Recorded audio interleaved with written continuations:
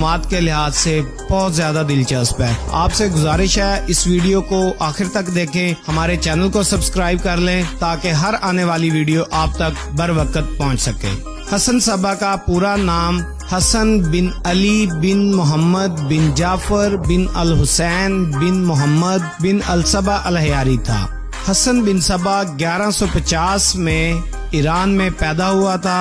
بچپن میں اس کے والد اس وقت کے ایک علمی گڑھ میں ہجرت کر کے چلے گئے۔ یہاں حسن بن صبا نے تیزی سے مختلف مہارتوں اور نصاب میں مہارت حاصل کرنا شروع کر دی۔ اپنی زندگی پر خود سے لکھی گئی کتاب میں وہ لکھتے ہیں کہ اسے صرف 7 سال کی عمر میں علم کی مختلف شاخوں سے گہری دلچسپی تھی۔ وہ مذہبی رہنما بننا چاہتا تھا۔ 17 سال کی عمر میں اس نے بہت زیادہ علم حاصل کر لیا۔ جغرافیہ کے علاوہ جیومیٹری، ریاضی، فلکیات شامل ہیں۔ حسن بن صبا ایک بہت ذہین آدمی تھا۔ وہ یقینی طور پر ایک اچھا دینی عالم بن سکتا تھا، لیکن اس سے پہلے کہ وہ اپنے علم کو کسی اچھے مقصد کے لیے استعمال کرتا، اس نے اسماعیلی دائی سے ملاقات کی جس نے حسن بن صبا کے ذہن کو بدل کر رکھ دیا۔ حسن بن صبا اس سے اتنا متاثر ہوا کہ وہ اسماعیلی بن گیا۔ لوگوں نے سلجوق کے مشہور وزیر نظام الملک اور حسن بن صبا کو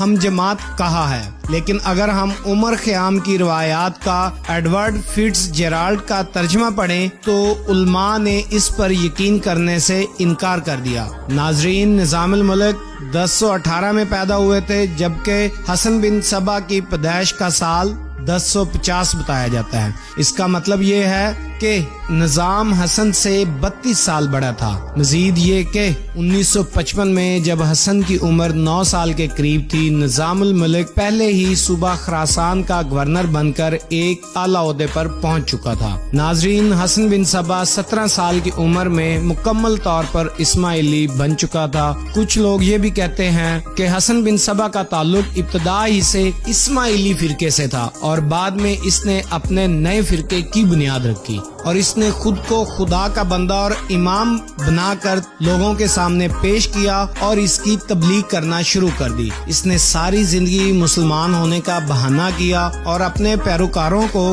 گمراہ کیا۔ اپنے فرقے کی تبلیغ کے لیے سب سے پہلی جگہ جو اس کے ذہن میں آئی وہ مصر کا شہر قاہرہ تھا۔ قاہرہ پہنچنے سے پہلے حسن بن صبا کے پیروکار وہاں پہنچ چکے تھے۔ یہاں ایک بڑی تعداد میں لوگ تھے جو حسن بن صبا کو جانتے تھے۔ چنانچہ جب اس کی حاضری فاطمی دربار میں ہوئی تو اس کی خوب پذیرائی ہوئی۔ حسن نے 3 سال مصر میں گزارے، لیکن حکومت کا کمانڈر ان چیف بدر الجمالی حسن کا مخالف ہو گیا اور انہوں نے حسن کو جیل میں ڈال دیا۔ اتفاق سے اس زندان کا مینار گر گیا۔ اس واقعہ کو حسن بن صبا کی کرامات سمجھا گیا اور اسے باعزت بری کر دیا گیا۔ اس رہائی نے انہیں دماغی طور پر فرعونیت میں بدل دیا۔ یہاں سے انہوں نے ایران اور پھر دوسرے علاقوں کا سفر کیا اور اسماعیلی فرقے کی تبلیغ کی۔ ان علاقوں سے گزرتے ہوئے اس کی نگاہیں دالمان صوبے کے علاقے ریڈ بارسب پر مرکوز ہوئی۔ یہاں انہوں نے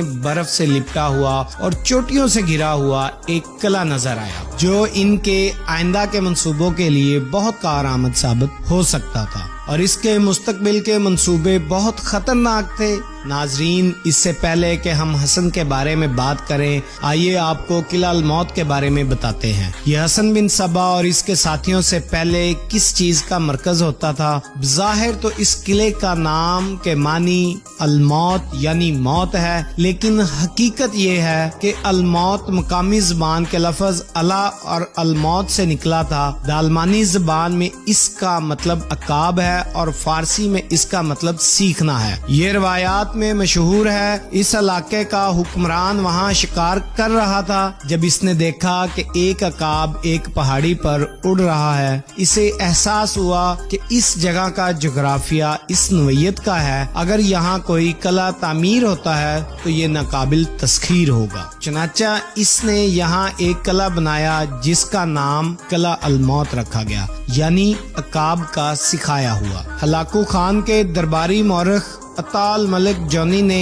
اپنی کتاب تاریخ جہاں شاہی میں لکھا ہے کہ قلعہ الموت ایک ایسے پہاڑ پر واقع ہے جس کی شکل گھٹنوں کے بل بیٹھے ہوئے ایک اونٹ کی مانند ہے۔ جب حسن قلعہ کے پاس پہنچا تو اس نے آس پاس کے علاقوں میں کیمپنگ شروع کر دی اور اس کی تبلیغ زور پکڑ دی گئی۔ دیکھتے ہی دیکھتے اس کے حواریوں کی قلعے کے اندر اتنی اکثریت ہو گئی کہ قلعہ کا مالک قلعہ دار حسین مہندی کے پاس اس کے علاوہ کوئی آپشن نہ بچا تھا کہ وہ قلعہ کا اختیار حسن بن صبا کو دے دے، اور یہ واقعہ سن 1090 میں پیش آیا۔ ناظرین، جب قلعے کا مالک حسن بن مہدی روانہ ہوئے تو حسن بن صبا نے قلعہ الموت کو اپنا مرکز بنا لیا اور آس پاس کے علاقوں میں اپنا پیغام تیزی سے پھیلانا شروع کر دیا۔ حسن بن صبا اپنا اثر و رسوخ بڑھانا چاہتا تھا اور اس طرح کچھ عرصہ بعد قریب میں موجود کئی قلعے اس کے زیر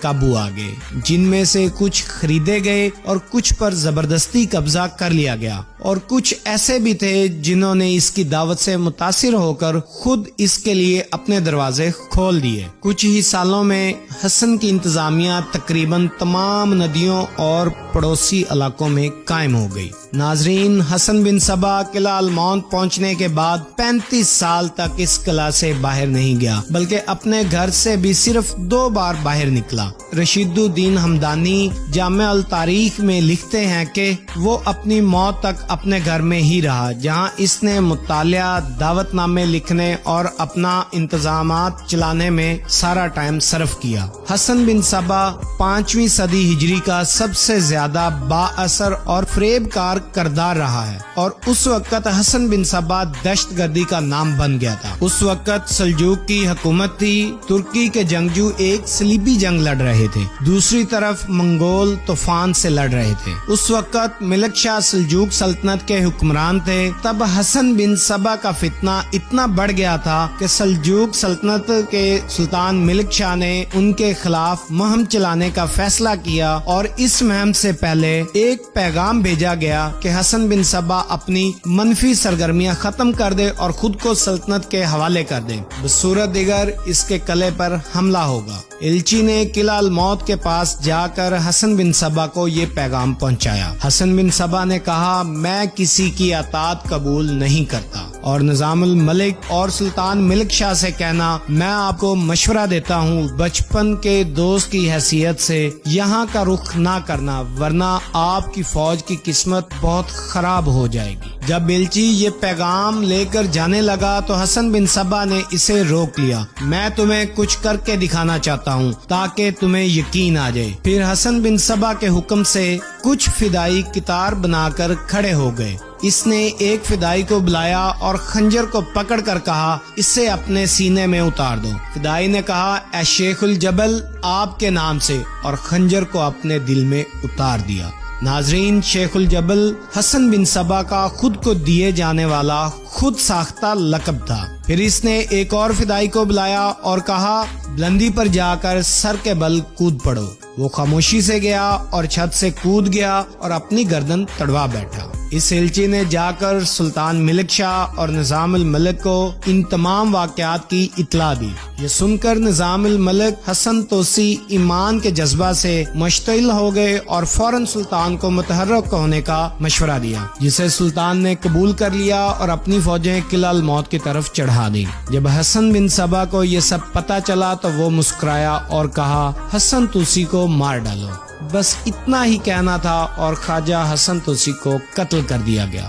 ناظرین، یہ حسن بن صبا کی مہم کا پہلا خودکش حملہ یا بڑے آدمی پر پہلا حملہ تھا۔ قلعہ الموت 7000 فٹ کی بلندی پر واقع تھا اور اس وقت یہ ایک ناقابل تسخیر قلعہ تھا۔ اس طرح حسن بن صبا نے عظیم شخصیات اور اس وقت کے بہترین اسکالروں کو قتل کیا۔ ملک شاہ کی موت کے بعد محمود نے حکومت کی باغ دوڑ سنبھال لی۔ محمود اول نے بھی جلد از جلد اس فتنے سے نجات دلانے کے لیے متعدد بار کوششیں کی، لیکن وہ ناکام رہا۔ اس کے بعد برقیارق اور احمد سنجر نے اسپیشل فوجی دستے اس قلعے کو ختم کرنے کے لیے بھیجے، لیکن کبھی وہ فوجی فدائیوں کے ہاتھوں مارے جاتے اور کبھی انہیں رشوت دے کر خرید لیا جاتا، حتیٰ کہ ایک وقت ایسا آیا کہ یہ فدائی کرائے کے قاتل بن گئے اور عیسائیوں کے کہنے پر کر انہوں نے سلطان صلاح الدین ایوبی پر قاتلانہ حملے کی 3 کوششیں کی، لیکن سلطان صلاح الدین ایوبی زندہ بچ گیا۔ کہا جاتا ہے کہ ان ہلاکتوں سے بچنے کے لیے سلطان صلاح الدین ایوبی نے حسن بن صبا سے دوستی کا ہاتھ بھی بڑھایا۔ حسن جانتا تھا کہ اس کے پیروکار